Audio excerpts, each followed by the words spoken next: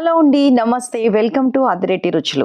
ఆ కాలీఫ్లవర్ తీసుకున్నాను మంచిగా, పెద్ద పువ్వు ఒకటి తీసుకుంటే 4 కర్రీస్ చేస్తాను నేను. కొంచెం పచ్చడి చేస్తాను, కొంచెం ఇది, కొంచెం ఫ్రై, ఇంకొంచెం శనగపప్పు వేసి కుర్మా. 4 ఎగ్స్ వేయకుంటే 4కి దిస్ ఈస్ ద బెస్ట్.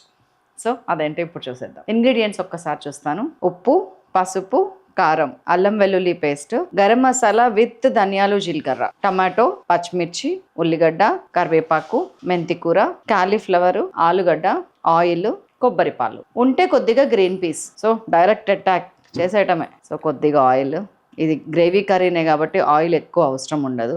నేను ఒక 3-4 టీ స్పూన్స్ వేసాను అంతే. ఎలాంటి తాలింపు కూడా అవసరం లేదు.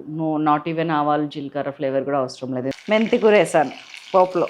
టేస్ట్లో సుప్రీము, హెల్త్లో అయితే అసలు గని. మీడియం సైజ్ ఆనియన్ ఒక్కటి చాలు. ఇది ప్లాస్టిక్ కాదు, ప్యాచులా. కొంచెం ఉప్పు వేసేస్తున్నాను, లిటిల్. పెద్దగా వేగాల్సిన అవసరం లేదండి, లైట్గా కలర్ చేంజ్ అయితే చాలు. ఒక 200 గ్రామ్స్ ఉంటుందండి ఇది మ్యాక్సిమం. ఇవి బేబీ పొటాటోస్ 2 ముక్కలు చేశాను అంతే. కాలీఫ్లవర్ ఉడికేటానికి అది ఉడికిపోతుంది. సిమ్ చేసేస్తున్నాను. ఇంకా మనం ఆయిల్ తక్కువ వేస్తాం కదా, సిమ్లో ఉడికితేనే బాగుంటుంది. టమాటా కూడా వేసేస్తున్నాను. జస్ట్ చిన్న టమాటాలు 2.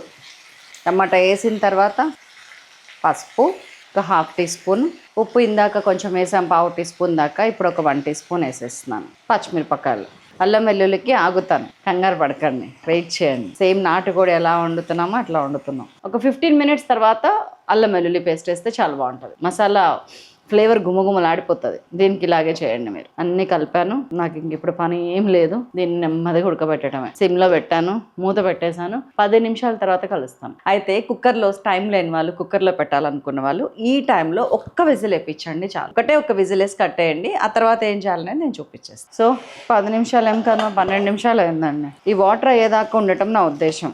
అప్పుడు అసలు టేస్ట్ చాలా బాగుంటుంది ఇట్లా మనం వండగలిగితే. సో ఇప్పుడు నేను అల్లం వెల్లుల్లి పేస్ట్ వేసేస్తున్నా. ఫస్ట్ ఒక 1 టీ స్పూన్ ఫుల్.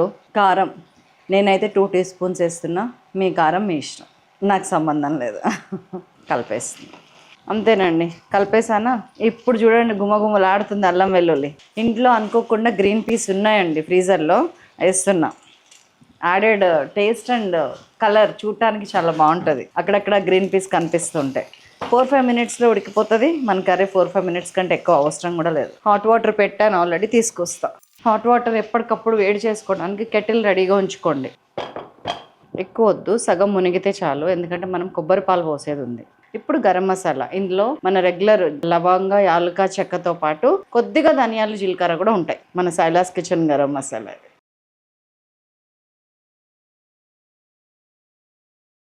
సిమ్ చేసేస్తున్నాను. ఒక్క 2-3 మినిట్స్. మంచి గుమగుమలాడిపోతుంది. ఈ టైంలో ఉప్పు ఒక్కసారి చెక్ చేస్తాను నేను. ఉప్పు కొంచెం తక్కువే ఉండాలండి, ఎందుకంటే కొబ్బరిలో సెటిల్డ్గా ఉప్పు ఉంటుంది కొంచెం. కొబ్బరి పాలు వేసేస్తున్నాను. ప్రాణం దీనికి, ఈ కర్రీకి. ఈ కాయలో ఇది లాస్ట్. 5 సార్లు వాడానా ప్రమిళ? ఈసారి ఈ కొబ్బరికాయ 5 టైమ్స్ యూజ్ చేసాను. 5 కర్రీస్లో వేసా. హైదరాబాద్ వెళ్ళటానికి యూజ్ చేయడానికి అక్కడ నాకు అసిస్టెంట్ అట్లా కొంచెం తక్కువ, ఇంత ఫెసిలిటీస్ ఉండవు కదా. నేను ఇక్కడి నుంచి కొన్ని చేసి తీసుకెళ్ళిపోయి ఫ్రిడ్జ్లో పెట్టేస్తా.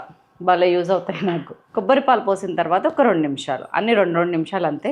అది ఉడకటం అయితే అయిపోయిందండి. ఆలుగడ్డ ఉడికిపోయింది. కర్రీ చూసారా, ఆయిల్ ఎంత తక్కువ ఉందో చూసారా. అసలు ఈ మధ్యన ఆయిల్ తక్కువ వేస్తున్నాను, నన్ను ఇంట్లో అందరు పొగిడేస్తున్నారు. ఉండనా మరి మరొక అద్భుతమైన రెసిపీతో మళ్ళీ కలుస్తాను. అంతవరకు సెలవు, నమస్కారం. అప్పటిదాకా ఈ కాలీఫ్లవర్ మసాలా ఎగురుతోని ఇంట్లో దుమ్ము లేపండి అంతే.